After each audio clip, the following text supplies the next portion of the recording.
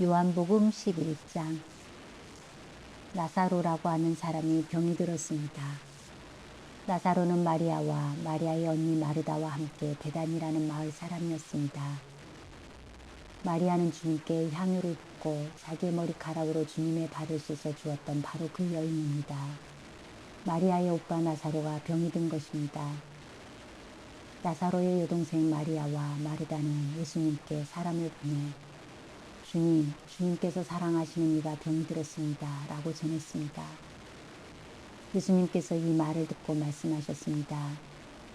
이 병은 죽게 될 병이 아니라 하나님의 영광을 위한 것이다. 이 병으로 말미암아 하나님의 아들이 영광을 얻을 것이다. 예수님께서는 마르다와 마리아 그리고 오빠 나사로를 사랑하셨습니다. 하지만 예수님께서는 나사로가 병들었다는 말을 듣고도 지금 계신 곳에서 이틀을 더 지내셨습니다. 이틀 후 예수님께서는 제자들에게 다시 유대 땅으로 가자고 말씀하셨습니다. 제자들이 예수님께 말했습니다. 하지만 선생님, 방금 전에 유대인들이 주님을 돌로 쳐 죽이려고 하였는데 다시 그곳으로 가려고 하십니까? 예수님께서 대답하셨습니다. 하루 중 낮이 12시간이나 되지 않느냐. 사람이 낮에 걸어다니면 그는 그 세상의 빛을 보기 때문에 넘어지지 않는다. 그러나 밤에 걸어다니면 그 사람 속에 빛이 없으므로 넘어진다. 예수님께서 이 말씀을 하신 후에 이렇게 덧붙이셨습니다. 우리 친구 나사로가 깊이 잠들었으니 그를 깨우러 가야겠다. 그러자 제자들이 말했습니다. 주님, 나사로가 잠들었다면 낫게 될 것입니다. 예수님께서는 나사로가 죽은 것에 대해 말씀하셨지만 예수님의 제자들은 나사로가 정말로 잠을 자고 있는 것으로 생각했습니다. 그때 예수님께서 분명히 말씀하셨습니다. 나사로가 죽었다. 하지만 너희를 위해서는 내가 거기에 있지 않았던 것이 기쁘다. 이것은 너희들이 믿을 수 있도록 하기 위함이다. 그러나 이제 나사로에게 가자. 그때 디두모라는 별명을 가진 도마가 다른 제자들에게 우리도 주님과 함께 죽으러 가자고 말했습니다. 예수님께서 나사로의 집에 도착했습니다. 그때 나사로는 이미 죽어 무덤 속에 있은 지 4일이나 되었습니다. 베다니는 예루살렘에서 약 3km 조금 못 되는 곳에 있었습니다. 많은 유대인이 오빠를 잃은 마르다와 마리아를 위로하러 두 자매에게 왔습니다. 마르다는 예수님께서 오신다는 소식을 듣고 예수님을 맞이나갔고 마리아는 집에 남아 있었습니다. 마르다가 예수님께 말했습니다. 주님께서 여기 계셨더라면 제 오빠가 죽지 않았을 것입니다. 그러나 지금이라도 주님께서 하나님께 구하시는 것은 무엇이든지 하나님께서 주시리라는 것을 알고 있습니다. 예수님께서 말씀하셨습니다. 네 오빠가 다시 살아날 것이다. 마르다가 대답했습니다. 마지막 날에 있을 구할 때 제 오빠가 다시 살아난다는 것을 제가 압니다. 예수님께서 마르다에게 말씀하셨습니다. 나는 부활이요 생명이다. 나를 믿는 사람은 설령 죽는다 해도 살 것이며 살아서 나를 믿는 사람은 그 누가 되었든지 결코 죽지 않을 것이다. 내가 이것을 믿느냐? 마르다가 대답했습니다. 네 주님, 저는 주님께서 그리스도이시며 세상에 오시기로 한 하나님의 아들이심을 믿습니다. 마르다는 이 말을 하고는 집으로 돌아갔습니다. 마르다가 마리아를 따로 불러내 말했습니다. 선생님이 여기 오셔서 너를 찾으셔. 마리아는 이 말을 듣자마자 바로 일어나 예수님께로 갔습니다. 예수님께서는 마을로 들어오지 않으시고 그때까지 줄곧 마르다를 만났던 곳에 계셨습니다. 마리아와 함께 집에 있으면서 마리아를 위로하던 유대인들은 마리아가 일어나 황급히 가는 것을 보았습니다. 그들은 마리아의 뒤를 따라 나오면서 마리아가 통곡하러 무덤에 가는 것이라고 생각했습니다.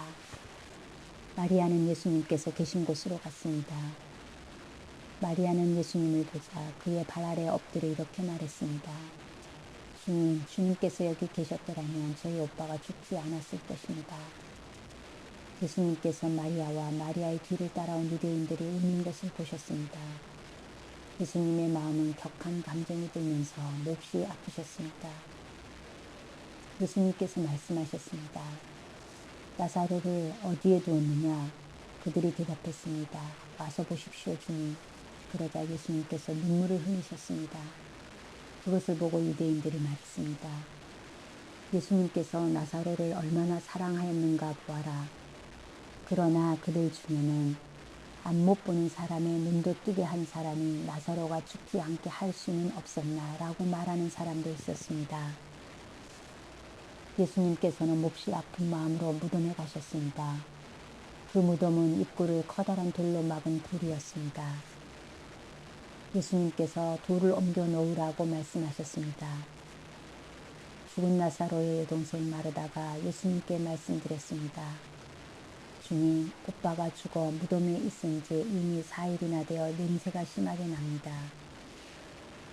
예수님께서 마르다에게 말씀하셨습니다. 네가 믿으면 하나님의 영광을 볼 것이라고 네가 너에게 말하지 않았느냐.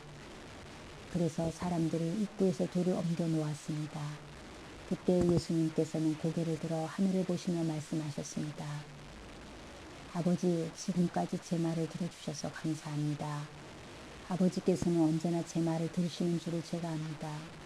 그러나 저는 주위에 있는 이 사람들을 위하여 그들이 아버지께서 저를 보내셨음을 믿게 하기 위하여 이 말을 한 것입니다. 예수님께서는 이 말씀을 하신 후 큰 소리로 말씀하셨습니다. 나사로야, 나오너라.